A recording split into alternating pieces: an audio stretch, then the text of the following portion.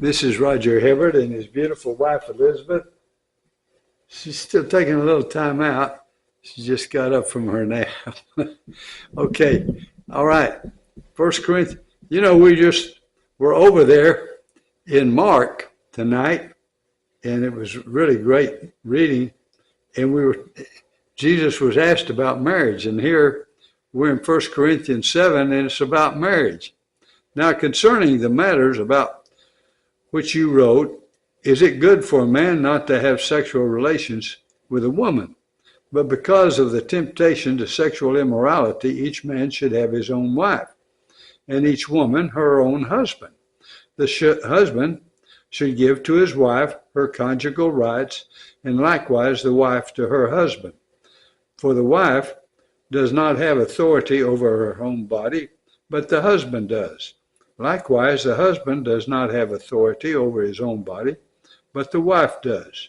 Do not deprive one another, except perhaps by agreement for a limited time, that you may devote yourselves to prayer. But then come together again, so that Satan may not tempt you because of your lack of self-control.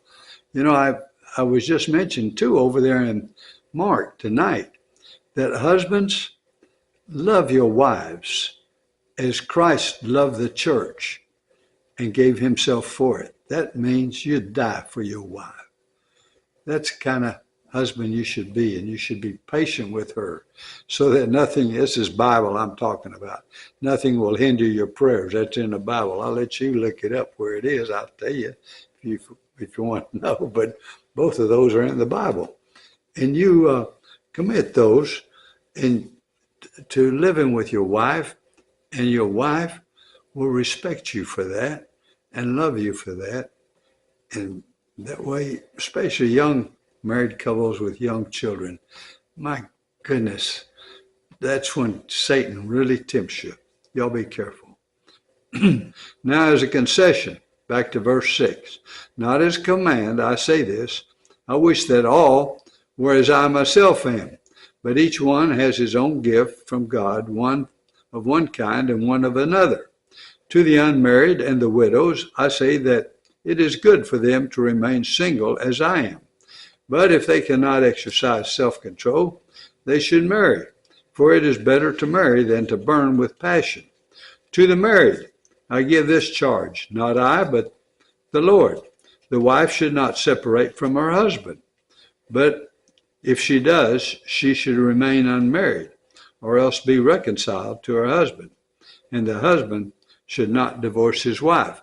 Again, if you're having problems, you start practicing those things I just mentioned above. Get into the Word of God. And husbands, love your wives as Christ loved the church and gave himself for it. That means quit being selfish and self-centered and all of that. And wives, once you see your husband like that, love him, respect him. Yeah, y'all be patient with each other. To the rest, I say, I, not the Lord, that if any brother has a wife who is an unbeliever and she consents to live with him, he should not divorce her. If any woman has a husband who is an unbeliever and he consents to live with her, she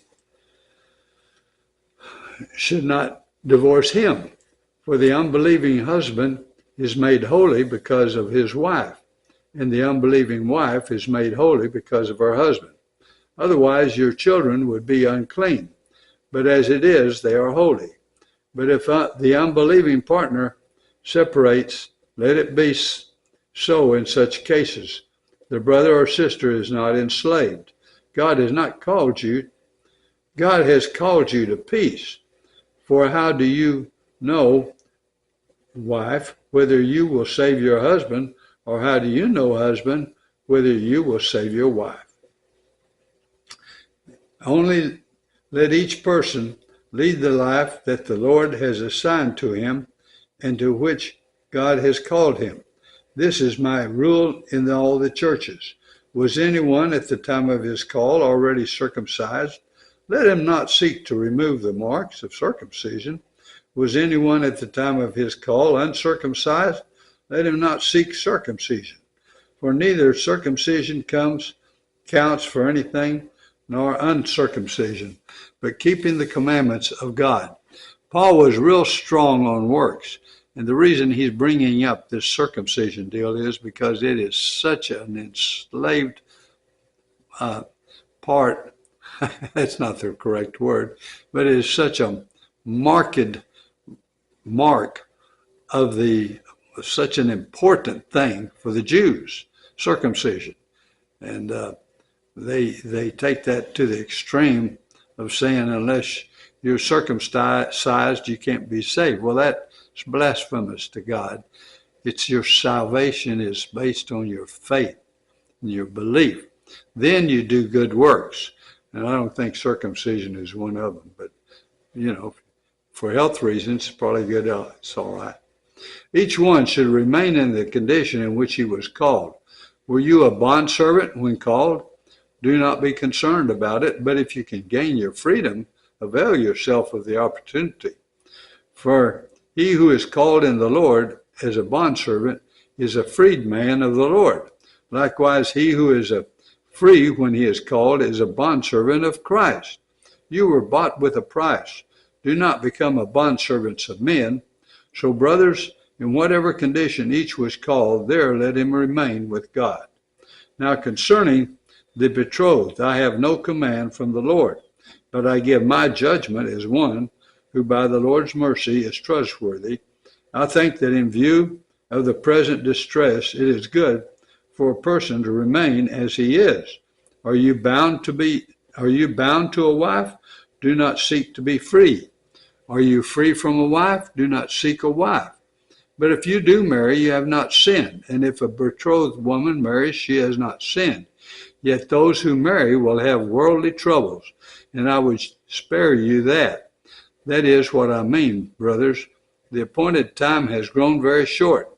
From now on, let those who have wives live as though they had From now on, let those who have wives live as though they had none, and those who mourn as though they were not mourning, and those who rejoice as though they were not rejoicing, and those who buy as though they had no goods, and those who deal with the world as though they had no dealings with it, for the present form of this world is passing away. Paul wrote over there in Romans 8, 1 through 11, I think what he's saying here is more or less what he's saying over there. Live in the Spirit, not in the flesh. Walk in the Spirit, not in the flesh. And these things, when you talk about the worldly goods, that's more or less living in the flesh. I want you to be free from anxieties. The unmarried man is anxious about the things of the Lord, how to please the Lord. But the married man is anxious about worldly things, how to please his wife, and his interests are divided. And the unmarried or betrothed woman is anxious about the things of the Lord, how to be holy in body and spirit. But the married woman is anxious about worldly things, how to please her husband. I say this for your own benefit, not to lay any restraint upon you, but to promote good order and to secure your undivided devotion to the Lord. If anyone thinks that he is not behaving properly toward his betrothed, if his passions are strong, and it has to be, let him do it as he wishes. Let them marry. It is no sin. But whoever is firmly established in his heart, being under no necessity, but having his desire under control, and has determined this in his heart to keep her as his betrothed, he will do well. So then, he who marries his betrothed does well, and he who restrains from marriage will do even better. Paul might have had kind of an unhappy marriage. Who knows what happened? I don't know. I shouldn't be saying things like that. Okay. A wife is bound to her husband as long as he lives, but if her husband dies, she is free to be married to whom she wishes, only in the Lord. Yet in my judgment, she is happier if she remains as she is, and I think that I too have the Spirit of God. All right. Well, we got a good taste of what marriage and non-marriage is there. And we're going now over to Genesis